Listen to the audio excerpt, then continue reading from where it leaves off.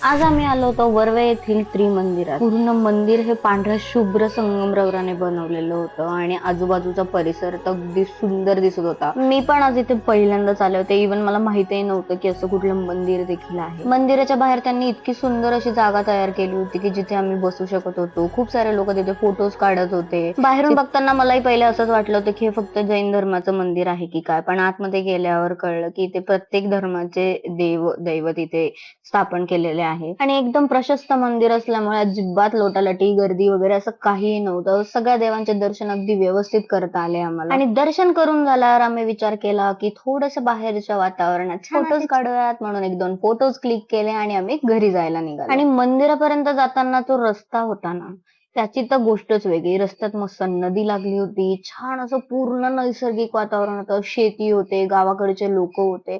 बघतानाच इतकं सुंदर वाटत होतं. खरं निसर्गाची आणि गावाची किंमत ही शहरात राहायला आल्यावरच कळते. चला तर मग आजचा ब्लॉग इथेच समाप्त करूया. भेटूया पुढच्या ब्लॉग मध्ये. बाय.